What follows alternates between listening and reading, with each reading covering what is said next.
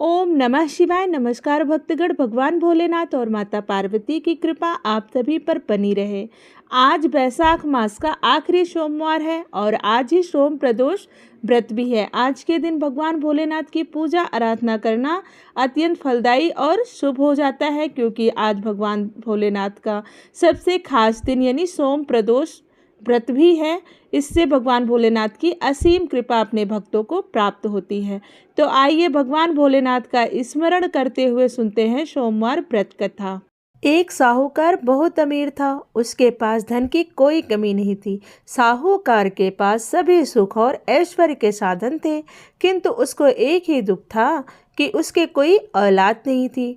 दिन रात वह इसी चिंता में लगा रहता और पुत्र पाने के लिए वह हर सोमवार को भगवान चंद्रदेव व शिव जी की पूजा व्रत किया करता था।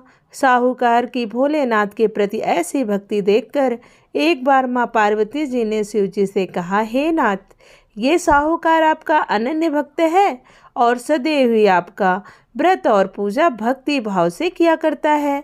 आप कृपया करके इसकी मनोकामना को पूरी कर दें।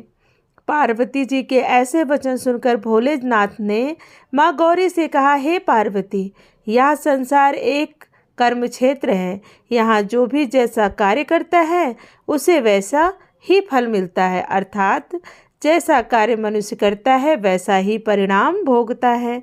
किंतु माता पार्वती जी आग्रह पूर्वक बोली, हे महादेव, यह आपका अनन्य भक्त है। यदि इसको कोई भी दुख है तो आपको अवश्य दूर करना चाहिए। यदि आप अपने भक्तों की मनोकामनाएं पूरी नहीं करेंगे तो क्यों मनुष्य आपकी भक्ति सेवा व पूजा करेंगे। पार्वती जी के इस आग्रह को सुनकर शिव जी ने कहा, हे शिवे, इस साहूकार के कोई पुत्र नहीं है। इसी कारण यह दिन रात चिंतित व दुखी रहता है। इसके भाग्य में संतान न होने पर भी मैं इसे पुत्र प्राप्ति के लिए वरदान देता हूँ, किंतु इसका पुत्र केवल 12 वर्ष तक ही जीवित रह सकता है। इसके बाद वह मर जाएगा। इससे अधिक मैं इस साहूकार के लिए कुछ भी नहीं कर सकता। यह सब बातें साहूकार सुन रहा था। उसे यह सारी बातें सुनकर ना कोई खुशी हुई और ना ही कोई दुख हुआ। वह पूर्ववत यानी उसी प्रकार शिव जी की पूजा व व्रत करता रहा। कुछ समय पश्चात साहूकार की पत्नी गर्भवती हो गई और 10वें महीने में उसने एक बहुत ही सुंदर पुत्र को जन्म दिया। साहूकार के घर में बहुत खुशियां मनाई गई, किंतु साहूकार ने अपने पुत्र की 12 वर्ष की उम्र जानकर कोई खुशी प्रकट नहीं की और इस संबंध में किसी को कुछ भी नहीं बताया। वह बालक धीरे धीरे बड़ा होने लगा। जब बालक 11 वर्ष का हो गया तो बालक की माता ने साहूकार से उसके विवाह के लिए कहा, किंतु साहूकार ने कहा कि मैं इसे काशी जी पढ़ने के लिए भेजूंगा। अभी मैं इसका विवाह नहीं करूंगा। जब यह काशी जी से पढ़ के आएगा तब मैं इसका विवाह कराऊंगा। साहूकार ने अपने साले को बुलाकर कहा कि तुम इस बालक को काशी जी पढ़ने ले जाओ और इसे विधिवत शिक्षा ग्रहण कराओ। साहूकार ने उसको बहुत सा धन देकर कहा कि रास्ते में जहाँ कहीं भी ठहरो वहाँ यज्ञ और ब्राह्मणों को भोजन कराते जाना। इस प्रकार वह दोनों मामा भांजे रास्ते में यज्ञ करते, दान देते हुए और ब्राह्मणों को भोजन कराते हुए जा रहे थे। रास्ते में एक शहर पड़ा। उस शहर की राजा की कन्या का विवाह था।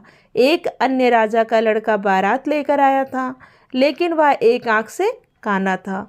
लड़के के पिता को इस बात की चिंता थी कि वर को देखकर कन्या के माता पिता विवाह में किसी प्रकार की अड़चन न डाल दें। इसी कारण जब उन्होंने साहूकार के अति सुंदर बेटे को देखा तो उनके मन में विचार आया कि क्यों न इस लड़के से विवाह का कार्य पूर्ण करा लिया जाए। यह विचार कर उसने लड़के और उसके मामा से कहा कि यदि आप फेरे व कन्यादान का कार्य पूर्ण करा देंगे तो आपकी बड़ी कृपा होगी और हम आपको बहुत सारा धन देंगे। साहूकार के लड़के ने और उसके मामा ने इस बात को स्वीकार कर लिया। विवाह का काम भली प्रकार से पूरा हो गया। जब वह लड़का जाने लगा तो उसने चुपके से राजकुमारी की चुनरी पर लिख दिया, तेरा विवाह तो मेरे साथ हुआ है, लेकिन जिसके साथ तुझे भेजेंगे वह एक आंख से काना है। मैं काशी जी को जा रहा हूँ। राजकुमारी ने जब इस प्रकार लिखा हुआ पाया तो उसने काने राजकुमार के साथ जाने से इनकार कर दिया और कहा कि ये मेरा पति नहीं है। मेरा विवाह जिसके साथ हुआ है वह काशी जी गया है। राजकुमारी के पिता ने जब यह सब बात सुनी तो उसने अपनी कन्या को विदा करने से इनकार कर दिया। बारात वापस चली गई। उधर साहूकार का लड़का और उसका मामा काशी जी पहुँचे, जहाँ लड़के ने पढ़ना शुरू कर दिया तथा अपना अतिरिक्त समय मामा भांजा यज्ञ दान आदि में व्यापित करने लगे। इस प्रकार कई महीने बीत गए। जब लड़का 12 वर्ष का हुआ तो उस दिन लड़के के मामा ने यज्ञ का आयोजन कर रखा था। अचानक ही लड़के की तबीयत खराब हो गई। लड़के के मामा ने कहा कि अंदर जाकर सो जाओ। लड़का अंदर जाकर सो गया। थोड़ी देर पश्चात लड़के के प्राण निकल गए। जब लड़के के मामा ने देखा कि वह मर गया है तो वह बहुत दुखी हुआ। उसने सोचा कि मैं पहले यज्ञ पूरा कर लूं, तब कुछ सोचूंगा। लड़के के मामा ने यज्ञ पूरा किया और फिर रोना प्रारंभ कर दिया। वह बहुत जोर जोर से रो रहा था। संयोगवश शिव जी और माता पार्वती जी उधर से जा रहे थे। पार्वती जी ने भगवान भोलेनाथ से कहा, हे नाथ, कोई दुखी व्यक्ति रो रहा है, उसके कष्टों को दूर कर दो। जब शिव जी और पार्वती जी वहां पहुंचे तो उन्होंने देखा कि वहां पर एक लड़का मरा हुआ पड़ा है। तब पार्वती जी ने देखते ही लड़के को पहचान लिया। पार्वती जी ने लड़के के मरने का कारण पूछा तो भोलेनाथ ने बताया, हे गौरी, इस लड़के की इतनी ही आयु थी, ये अपनी आयु पूरी कर चुका है। पार्वती जी ने विनम्रता पूर्वक कहा, हे प्रभु, कृपया करके आप इस लड़के को जीवित कर दीजिए, नहीं तो इसके माता पिता इसके वियोग में तड़प तड़प कर अपनी जान दे देंगे। माता पार्वती जी की बात सुनकर शिव जी ने लड़के को पुनः जीवित कर दिया। शिव जी की कृपा से लड़का जीवित हो गया। शिव शंकर व माता पार्वती जी शिवधाम को चले गए। शिक्षा पूरी होने पर लड़का और उसका मामा पहले की तरह यज्ञ करते हुए ब्राह्मणों को भोजन तथा दक्षिणा देते हुए अपने नगर की ओर चल दिए। रास्ते में दोनों उसी शहर में आए जहाँ पर लड़के की शादी हुई थी। वहाँ पहुंचकर दोनों ने यज्ञ करना शुरू कर दिया। जब वो दोनों यज्ञ कर रहे थे तो उस समय लड़के के ससुर यानी वहाँ के राजा ने, जो उधर से घोड़े पर बैठकर अपने सेवकों के साथ जा रहा था, उसने लड़के को पहचान लिया। राजा ने महल में ले जाकर दोनों की खूब सेवा की। कुछ समय राजा के महल में रहने के बाद लड़के ने राजा से जाने की आज्ञा ली। राजा ने अपनी लड़की और जमाई को एक साथ विदा किया और साथ में बहुत सा धन एवं दास दासियों को भी भेजा। जब वे अपने शहर में आए तो लड़के के मामा ने कहा, पहले मैं तुम्हारे माता पिता को तुम्हारे आने की खबर सुना आता हूँ, तब तक तुम पत्नी सहित यहाँ पर विश्राम करो। ऐसा कहकर लड़के के मामा साहूकार को अपने पुत्र के आने की खबर देने चला गया। घर जाकर उसने देखा कि उसके बहन और बहनोई छत पर बैठे हुए हैं और उन्होंने यह प्रण कर रखा है कि बेटा जीवित लौट आया तो वह छत से नीचे उतर जाएंगे, नहीं तो छत से कूदकर अपने प्राण त्याग देंगे। लड़के के मामा ने जब यह समाचार उन्हें सुनाया कि उनका लड़का जीवित लौट आया है तो उन्हें विश्वास नहीं हुआ। तब लड़के के मामा ने शपथ खाकर कहा कि आपका पुत्र अपनी स्त्री और बहुत से धन और दास दासियों सहित घर आया है। तब साहूकार और उसकी पत्नी छत से नीचे उतर आए तथा बड़ी प्रसन्नता के साथ अपने बेटे और बहू का स्वागत किया। सभी प्रसन्नता के साथ रहने लगे। इस प्रकार भक्ति भाव से जो प्राणी सोमवार के व्रत का पालन करता है तथा प्रेम पूर्वक इस कथा को सुनता या पढ़ता है तो उसके सभी कष्ट दूर होते हैं, सारी मनोकामनाएं पूर्ण होती हैं और इस लोक में सभी सुख सुविधाओं को भोग कर अंत में उसे शिवलोक की प्राप्ति होती है। यह आदि के जप तप ध्यान हवन उपासना दान आदि सत्य कार्य करने से जो फल मिलता है वही फल सोमवार व्रत को करने से मिलता है। प्रेम से बोलिए ओम नमः शिवाय, हर हर महादेव। आइए अब सुनते हैं सोमवार व्रत की दूसरी कथा। मृत्यु लोक में भ्रमण करने की इच्छा करके एक समय श्री भूतनाथ भगवान भोलेनाथ माता पार्वती के साथ मृत्युलोक में पधारे।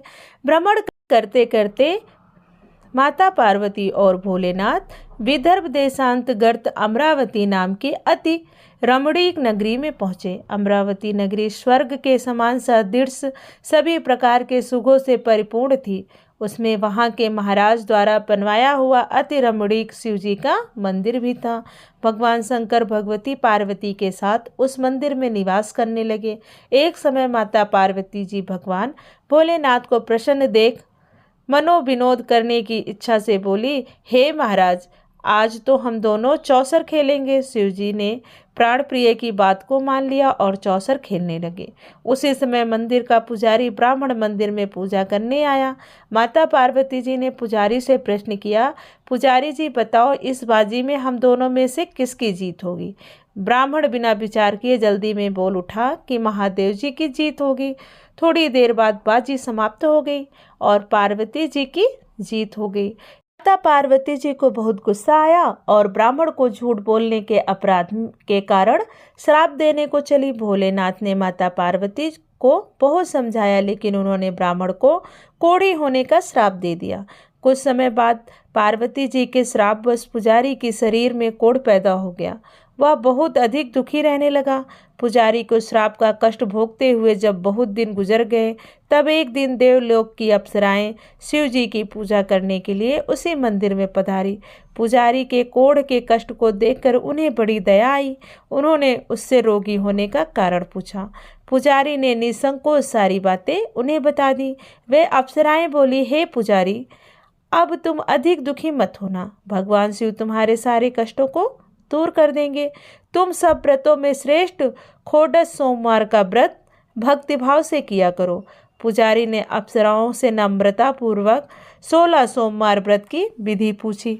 अप्सराओं ने बताया, सोमवार को भक्तिभाव से व्रत करो, साफ वस्त्र पहनो, संध्या व उपासना के बाद आधा सेर गेहूं का आटा ले लो, उसके 3 भाग करो और घी, गुड़, दीप, नैवेद्य, पूंगी फल, बेलपत्र, जनेऊ, जोड़ा, चंदन, अक्षत, पुष्प आदि के द्वारा प्रदोष काल में भगवान शंकर की विधि से पूजा करो। तत्पश्चात 3 भागों में एक शिव जी को अर्पण करो। बाकी के 2 शिव जी के प्रसाद समझकर उपस्थित लोगों में बांट दो और आप भी प्रसाद समझकर खाओ। इस विधि से 16 सोमवार तक व्रत रखो। 17वें सोमवार को पाव सेर पवित्र गेहूं के आटे की बाटी बनाओ। इसमें घी और गुड़ मिलाकर चूरमा बनाओ। भगवान भोलेनाथ को भोग लगाकर उपस्थित भक्तों में बांट दो। इसके बाद कुटुंब सहित प्रसाद लो तो शिव जी की कृपा से आपकी सभी मनोकामनाएं पूरी हो जाएंगी। ऐसा कहकर अप्सराएं स्वर्ग को चली गई। ब्राह्मण ने यथा विधि खोडस सोमवार का व्रत किया तथा भगवान शिव की कृपा से रोग से मुक्ति पाकर आनंद से रहने लगे। कुछ दिन बाद शिव जी और माता पार्वती जी उस मंदिर में पुनः पधारे। ब्राह्मण को निरोग देकर पार्वती जी ने ब्राह्मण से रोग से मुक्ति पाने का उपाय पूछा। ब्राह्मण ने 16 सोमवार व्रत कथा सुनाई। पार्वती जी बहुत प्रसन्न हुई। ब्राह्मण से व्रत की विधि पूछी और स्वयं व्रत करने के लिए तैयार हो गई। व्रत करने के बाद उनकी मनोकामना पूरी हुई और उनके रूठे बेटे कार्तिकेय जी स्वयं माता के आज्ञाकारी हुए। कार्तिकेय जी को अपना यह विचार परिवर्तन का रहस्य जानने की इच्छा हुई। वे माता पार्वती जी से बोले, हे माता, आपने ऐसा कौन सा उपाय किया जिससे मेरा मन आपकी ओर आकर्षित हो गया? आपसे जो मेरा क्रोध था वह स्वयं खत्म हो गया। पार्वती जी ने वही 16 सोमवार व्रत की कथा उनको सुना दी। कार्तिकेय जी ने कहा, इस व्रत को मैं भी करूंगा क्योंकि मेरा प्रिय मित्र ब्राह्मण बहुत दुखी दिल से परदेश को गया है। मेरी उससे मिलने की बहुत इच्छा है। कार्तिकेय जी ने इस व्रत को किया और उनका प्यारा मित्र मिल गया। मित्र ने इस अस्माकिक मिलन का भेद पूछा तो कार्तिकेय जी बोले, हे मित्र, हमने तुम्हारे मिलने की इच्छा करके 16 सोमवार का व्रत किया था। अब तो ब्राह्मण मित्र को अपने विवाह की बड़ी चिंता हुई। उसने कार्तिकेय जी से व्रत की विधि पूछी और यथा विधि व्रत किया। व्रत के प्रभाव से जब वह किसी कार्य से विदेश गया तो वहाँ के राजा की लड़की का स्वयंवर था। राजा ने प्रण किया था कि जिस राजकुमार के गले में सब प्रकार के श्रृंगार रहित हथनी माला डालेगी, मैं उसी के साथ अपनी प्यारी बेटी का विवाह कर दूंगा। शिव जी की कृपा से वह ब्राह्मण भी उस स्वयंवर को देखने की इच्छा से राज्यसभा में एक ओर जाकर बैठ गया। नियत समय पर हथनी आई और उसने जयमाला उस ब्राह्मण के गले में डाल दी। राजा ने अपनी प्रतिज्ञा के अनुसार बड़ी धूमधाम से अपनी कन्या का विवाह उस ब्राह्मण के साथ कर दिया और ब्राह्मण को बहुत सा धन और सम्मान देकर संतुष्ट किया। ब्राह्मण सुंदर राजकन्या पाकर सुख से जीवन व्यतीत करने लगा। एक दिन राजकन्या ने अपने पति से प्रश्न किया, हे प्राणनाथ, आपने ऐसा कौन सा भारी पुण्य किया था जिसके प्रभाव से हथनी ने सब राजकुमारों को छोड़कर आपका वरण किया? ब्राह्मण बोला, हे प्राण प्रिय, मैंने अपने मृत कार्तिकेय जी के कथन अनुसार 16 सोमवार का व्रत किया था, जिसके प्रभाव से मुझे तुम जैसी रूपवान पत्नी की प्राप्ति हुई। इस व्रत की महिमा सुनकर राजकन्या को बड़ी हैरत हुई। वह भी पुत्र की कामना करके इस व्रत को करने लगी। शिव जी की दया से उसके गर्भ में एक अति सुंदर, सुशील, धर्मात्मा और विद्वान पुत्र उत्पन्न हुआ। माता और पिता उस देवपुत्र को पाकर अधिक प्रसन्न हुए और उसका लालन पालन अच्छी प्रकार से करने लगे। जब पुत्र समझदार हुआ तो एक दिन उसने अपनी माता से प्रश्न किया कि हे माँ, तुम कौन हो? कौन सा व्रत और कौन सा तप किया जो मेरे जैसा पुत्र तुम्हारे गर्भ से उत्पन्न हुआ? उसकी माता ने 16 सोमवार व्रत की कथा पुत्र को बताई। पुत्र ने सब तरह के मनोरथ पूरे करने वाले इस सरल व्रत को सुना तो वह भी राज्य अधिकार पाने की इच्छा से हर सोमवार को यथाविधि यह व्रत करने लगा। व्रत शुरू करने के बाद एक देश के वृद्ध राजा के दूतों ने आकर उसको राजकन्या के लिए वरण किया। राजा ने अपनी बेटी का विवाह ऐसे सर्वगुण संपन्न ब्राह्मण युवक के साथ करके बड़ा सुख प्राप्त किया। वृद्ध राजा के दिवंगत हो जाने पर इसी ब्राह्मण को सिंहासन पर बैठाया गया, क्योंकि दिवंगत राजा के कोई पुत्र नहीं था। राज्य की उत्तराधिकारी होकर वह भी ब्राह्मण पुत्र 16 सोमवार का व्रत करता रहा। जब 17वां सोमवार आया तो विप्र पुत्र ने अपने प्रियतमा से पूजन सामग्री लेकर शिव पूजा के लिए शिवालय में चलने को कहा, परंतु उसकी पत्नी ने उसकी आज्ञा की परवाह न की। दास दासियों द्वारा सब सामग्रियां शिवालय में भिजवा दी, परंतु स्वयं नहीं गई। जब राजा ने शिव जी का पूजन समाप्त किया तब आकाशवाणी हुई, हे राजा, अपनी इस रानी को राजमहल से निकाल दे, नहीं तो यह तेरा सर्वनाश कर देगी। यह आकाशवाणी सुनने के बाद राजा के आश्चर्य का ठिकाना न रहा। उसने मंत्रणागृह में आकर अपने सभासदों को बुलाकर कहा, मंत्रियों, मुझे आज शिव जी की आकाशवाणी हुई है कि राजा तू अपनी इस रानी को राज्य से निकाल दे, नहीं तो यह तेरा सर्वनाश कर देगी। राज्य के मंत्री और सभासद आदि सब विस्मय और दुख में डूब गए, क्योंकि जिस कन्या के कारण उसे यह राज्य मिला था राजा उसी को निकालने की बात कर रहा था। यह कैसे हो सकता है? पर राजा ने मंत्रियों की परवाह नहीं की। उसने अपनी पत्नी को राजमहल से निकाल दिया। रानी दुखी हृदय से भाग्य को कोसती हुई राज्य से बाहर चली गई। बिना पद त्राण, फटे हुए वस्त्र पहने, भूख से दुखी हृदय से भाग्य को कोसती हुई चली जा रही थी कि उसकी अचानक एक बुढ़िया से भेंट हुई जो सूत काट कर बेचती थी। रानी की करुण दशा देखकर वह बोली, चल तू मेरा सूत बिकवा दे, मैं बूढ़ी हूँ, भाव करना नहीं आता है। यह बात सुन रानी ने बुढ़िया के सिर से सूत की गठरी उतारकर अपने सिर पर रख ली। थोड़ी देर बाद आंधी आ गई और बुढ़िया की सूत की पोटली सहित उड़ गई। बेचारी बुढ़िया पछताती रह गई। उसने रानी को अपने से दूर रहने को कहा। इसके बाद रानी एक तेली के घर गई तो शिवजी के प्रकोप के कारण तेली के सभी मटके उसी क्षण चटक गए। तेली ने भी रानी को अपने घर से निकाल दिया।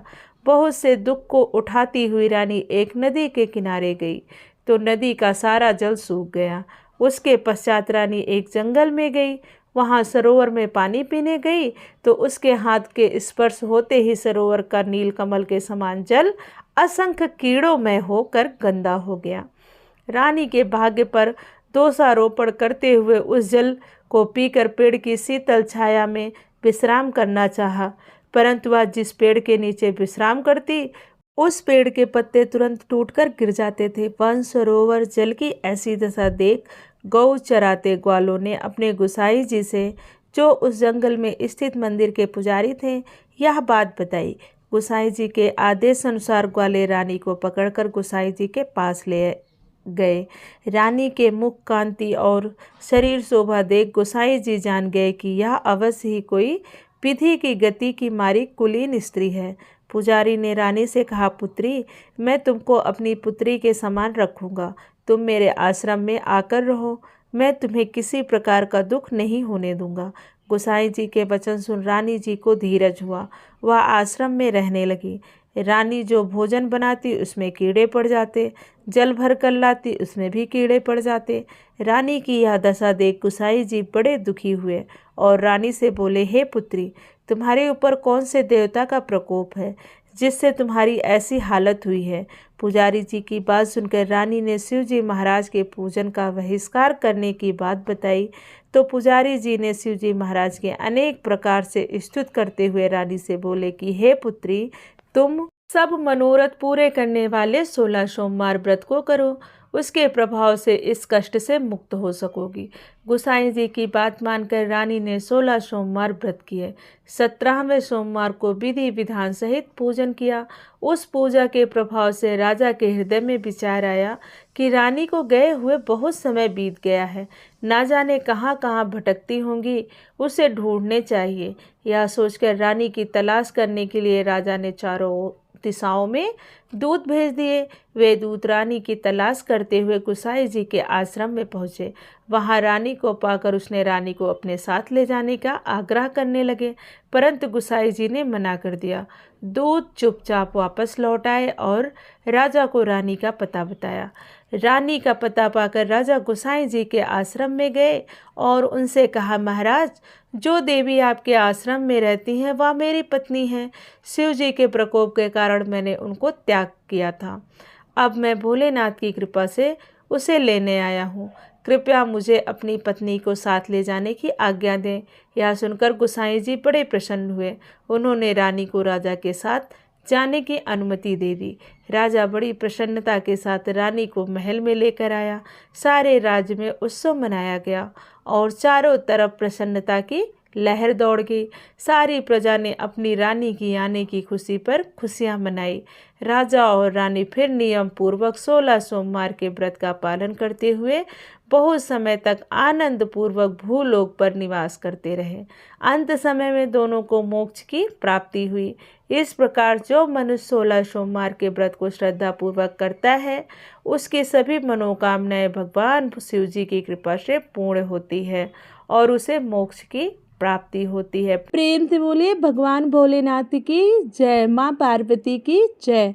दोस्तों, यह थी सोमवार व्रत की संपूर्ण कथाएं। इन्हें सुनकर आप अपना सोमवार व्रत पूर्ण करें और वीडियो को लाइक करें, शेयर करें और चैनल को ज़रूर सब्सक्राइब कर लें ताकि सभी व्रत त्योहारों की कथाएं आपको आसानी से मिल सके।